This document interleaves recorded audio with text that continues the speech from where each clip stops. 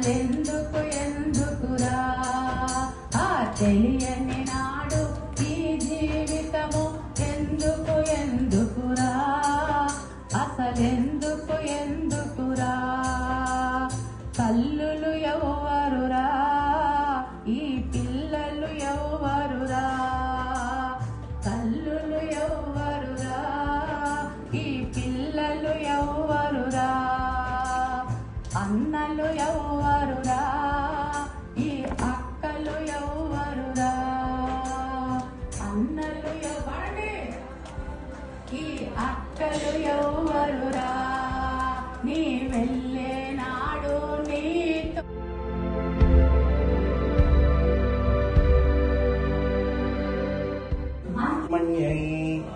ఓం బాలికాయై ఓం తరుణ్యై ఓం వృద్ధాయై ఓం సూర్య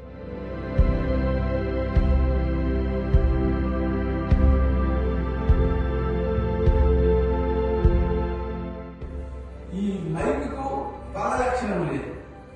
అట్లాగే మన ఆత్మకు రెండు లక్షణాలు ఉన్నాయి. తటస్థ లక్షణము, స్వరూప లక్షణం అని.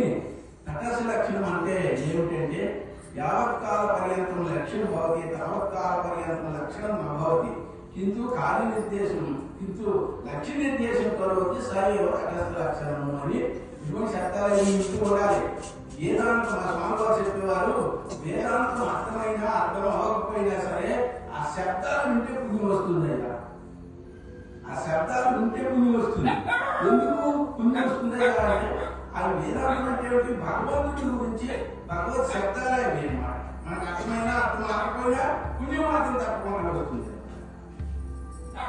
ఆ విధంగా మనకు తటస్థ లక్షణం అంటే మీకు ఉదాహరణ ఏమిటి అని అంటే ఇప్పుడు ఒక ఆయన ఈ ఊరు అనుకోండి రావిరాలో ఒక ఆయన స్నేహితుడు ఉన్నాడండి. ఆయన వచ్చినాడు. వస్తే ఆయన ఇల్లు తెలియదు ఆయనకి. ఆయన పేరు దేవదత్తుడు. ఆయన ఇల్లు తెలియదు ఆయన. తెలియకపోతే ఒక ఆయన అడిగాడు, అయ్యా దేవదత్తుడు అనే ఆయన ఈ ఊళ్ళో ఉన్నాడంటే ఆయన ఇల్లు ఎక్కడ అని అడిగాడు. అడిగితే నాకు తెలిసిన చూపిస్తానని తీసుకుని వెళ్తున్నాడు. తీసుకుని వెళ్ళేటప్పటికి ఆ దేవదత్తుడు ఇంటి పైన ఒక కాకి వాలి ఉంది. ఈయన చూసి అది కూడా ఆ కాకి ఎవరింటి పైన ఉందో అదే దేవదత్తుడు అని చెప్పినాడు. చెప్పేసి ఈయన వెళ్ళిపోతున్నాడు. ఆయన వెళ్తున్నాడు. ఇంట్లో కాకి ఎగిరిపోయింది. కాకి ఎగిరిపోయింది. మరి కాకి ఎగిరిపోతే ఎవరింటికి వెళ్ళాలి? ఎవరు అర్థమైందా? అర్థమవుతుంది. లేకపోతే కాకి ఎగిరిపోయింది కదా. ఎగిరిపోతే ఈయన తప్పకుండా ఇంటికి వెళ్తాడా లేదా?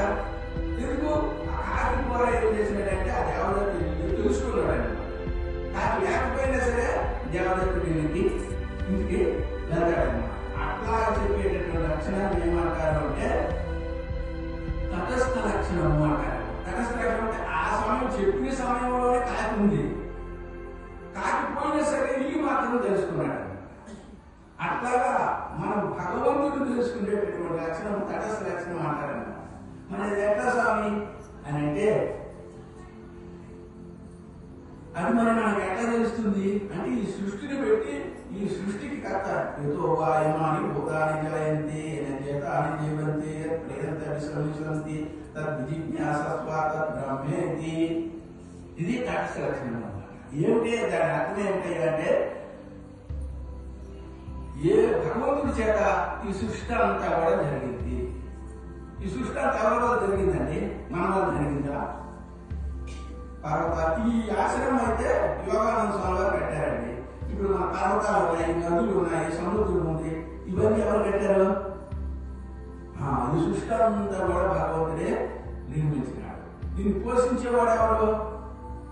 భగవంతుడే పోషిస్తున్నాడు. దీన్ని లైవ్ చేసేవాడు ఎవరు? భగవంతుడే అని ఆ విధంగా తెలుసుకోవాలి. అంటే ఈ సృష్టి స్థితి లయాలకి కర్త ఎవరో ఆయనే భగవంతుడు అని తెలుసుకోవడం అనేది ఉందో దాన్ని తటస్థ లక్షణం అంటారు. అంటే ఈ సృష్టి స్థితి లయాలు